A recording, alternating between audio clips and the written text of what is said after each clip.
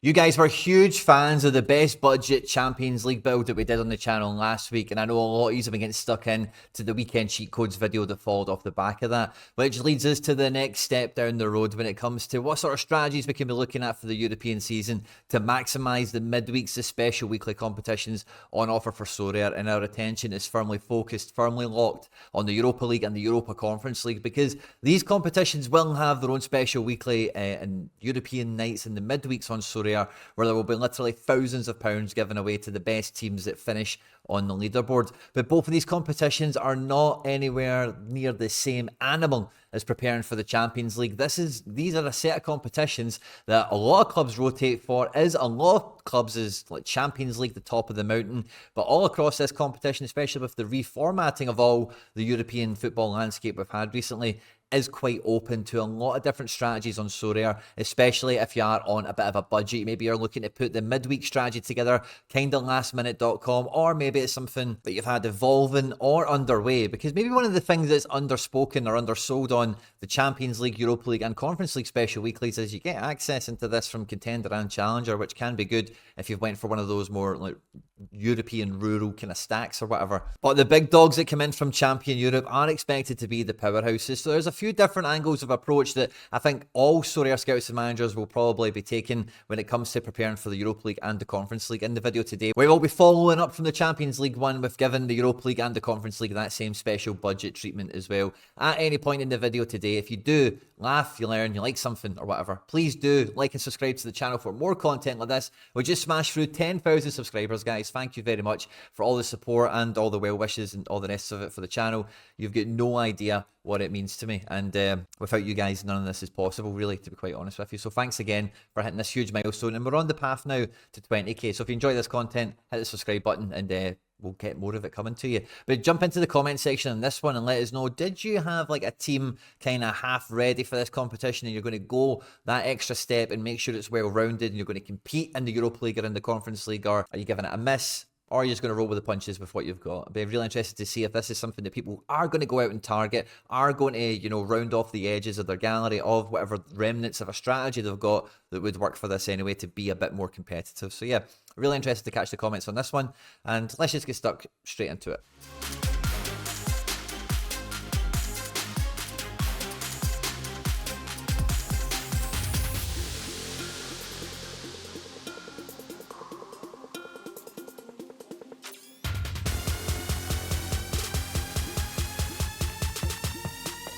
Now, the main thing to think about when it comes to these competitions is, again, very similar to the Champions League, is the new makeup, the new landscape of the fixtures that they're going to have, the strength of opponents they're going to have. But I think with these two competitions in particular, we should be thinking a little bit more from a bird's eye view. Can we imagine the completion of the group stage? Can we imagine who's going to get into the knockout rounds? And, really, what does that mean? That means that's a team that's finishing in the top 10, in the top 12, whatever it might be. They've won the majority of their matches, and, they're going to get more games as a result. And with the quality of strength that we've got from Challenger and Contender Europe coming into this, there's not too many standout candidates for me for like a budget option or even just a cheeky left field one, because the way the fixtures and everything goes, you're not going to see like a good group stage draw and just know that team's going to be great for 6 games. It's going to be totally different to that. So you need to be able to be agile between the different match days in this competition.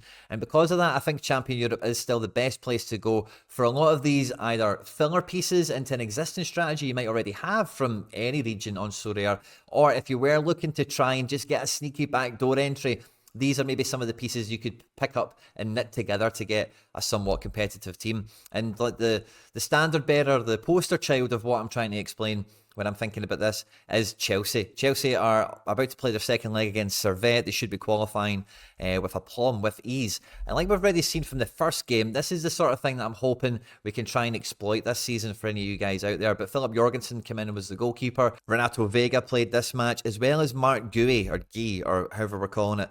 Tosin Adebayo, Kieran Dewsbury Hall, these guys started. And quite similar to Aston Villa last year, I would expect Chelsea to have a very regimented weekend squad and midweek squad, and I think that's part of the reason they can maybe justify the huge intake in players that they've got. And maybe this is like in their mind, them preparing themselves for being in the Champions League perhaps, and maybe having to just have a more robust and well-rounded squad and all the rest of it. But I think if there's anything to go by on this one, let's see what the Servette team is when it comes out. But Philip Jorgensen could be one of the best pickups for goalkeeper because he's not going to be starting in the Premier League, it feels like, anytime soon. If he is the Cup keeper, if he is the Europa League keeper, his limited card, now you're talking about £30, give or take. His previous experience in the Conference League isn't terrible. And Julie, when I sit and look at all the teams that are going to be in the Conference League at this point right now, before we see the fixtures, before we get the completion of the transfer window, it's very hard to imagine Chelsea aren't in the top 3, the top 4 of the Europa Conference League initial group stage, as it were, and sailing off into a well-seeded position for the quarterfinals or the last 16 or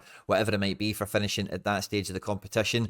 And if that's going to happen, Philip Jorgensen, if he plays these matches, isn't going to be conceding many goals. Is very likely to pick up more clean sheets than not. And at under 23 level as well, even if this was maybe just a midweek U23 play, I think Philip Jorgensen has become a really viable option alongside Renato Vega, because if he is going to be filling in for like Enzo or Kieran Dewsbury Hall, whoever, kind of makes that job next to Caicedo's their own, being that mirror image for the midweek, this guy could score really well in the weekends only. I don't imagine him breaking into the Premier League anytime soon in terms of the squad for Chelsea. His limited is around £5, probably £6 for an in-season, the way things go. Let's see how the Servette team goes out tonight. And if he did play Servette for the second game in a row, I would think there's a really significant chance that somebody like this could become like a regular midweek player for someone like Chelsea.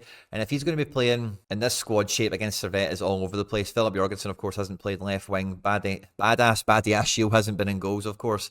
But if Renato Vega is going to be sitting next to Dewsbury Hall and Caicedo in a middle 3, you can see here against Servette with no decisive, he's picked up 20 in all-around points. He could be a really cheap codey centre midfield option for the Europa Conference League in particular. And although he didn't score in his 58 minutes here against Servette, let's see how Chelsea's transfer window does shake out. But Mark Guéhi, if he is going to play all these midweeks against the likes of Servette and whoever else gets into the final stages of it, again, under 23s, under a tenner, certainly, depends on when you find him. And this guy's just a goal scorer, so to get an in-season card that is maybe going to be at home, could get 1, could get 2 decisives, bring in a 62, a 74, whatever it might be, then again, for under a tenner at limited level, I think Mark Guéhi, alongside the likes of Renato Vega for a similar fee, again, about a £5, and then Jorgensen, call it 30. So you're talking about £42 or so for like a Chelsea core here. The second best team I think that's going to be forecastable to do really well in the Europa Conference League, get out the group stages with,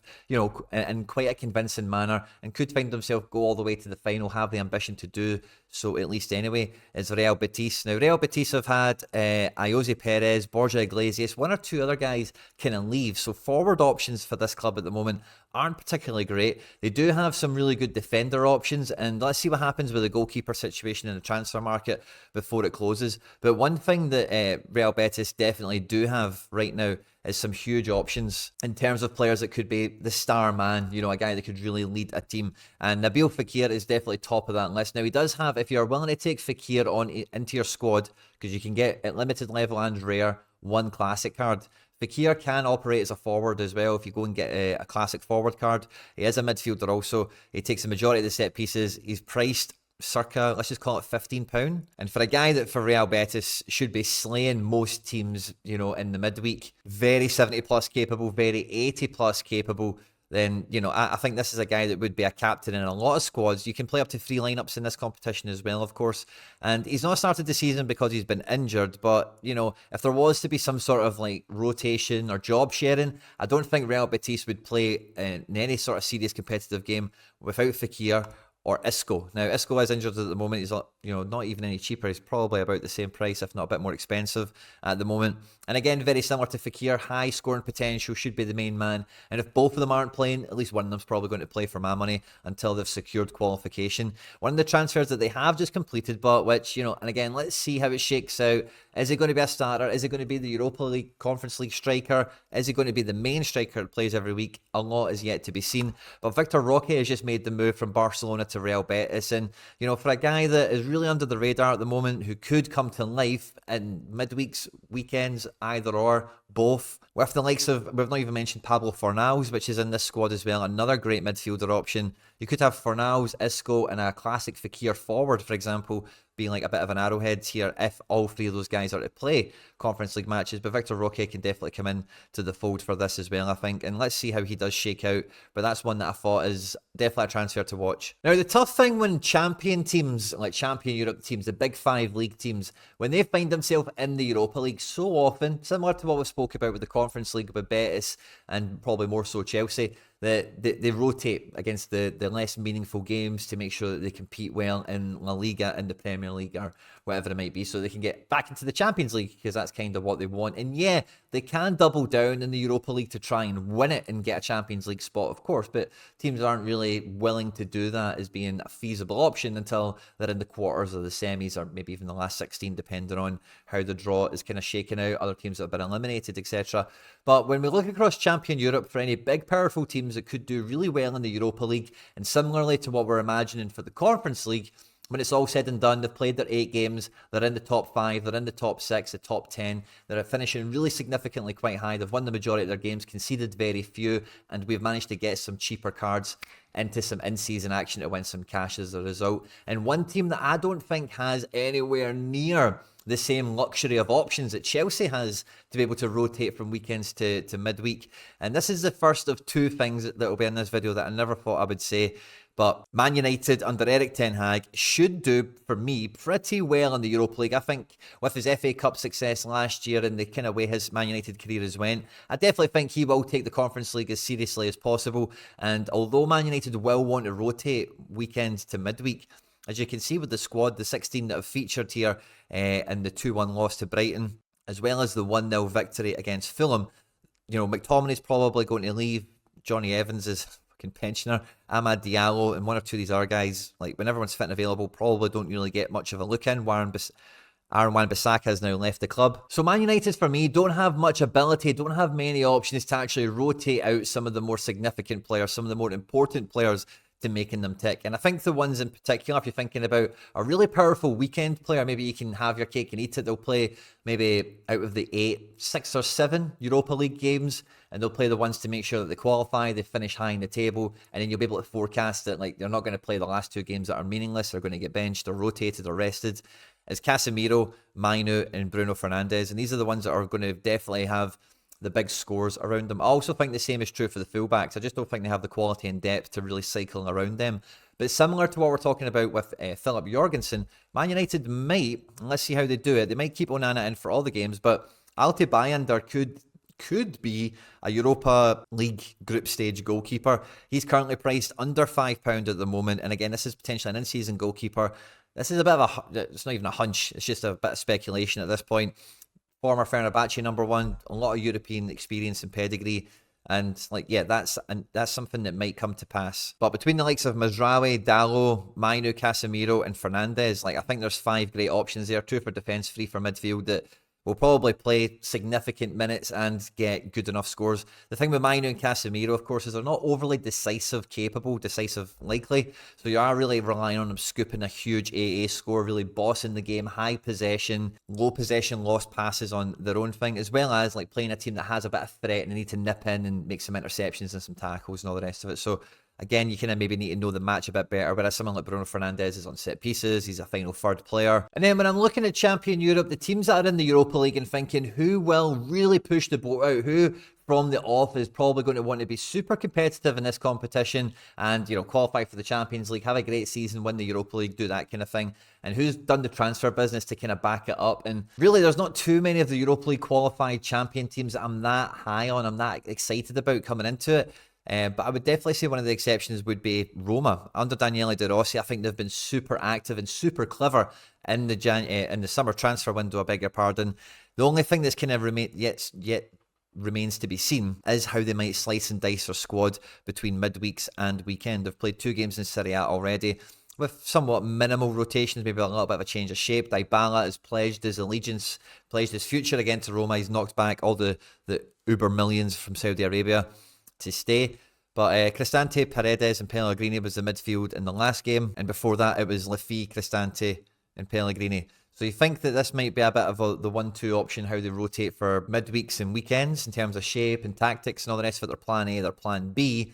Tammy Abraham might be leaving, but there's a few regular faces here that I think someone like Enzo Lefebvre, if he was maybe preferred for, away to Cagliari, feels a wee bit more European than at home to Empoli in terms of the team preparation. Being at home, you're expecting to have more possession, you have more pressure to score in front of the fans. The bench has obviously been effective here with Shomurodov and Baldanzi, whereas away from Cagliari, it's maybe a bit more keeping it tight and counter-attacking, and that's why the pace is Zaluski and Matthias Sula here, alongside Pellegrini in the number 10 position to support Dovbike has maybe been the way they've went.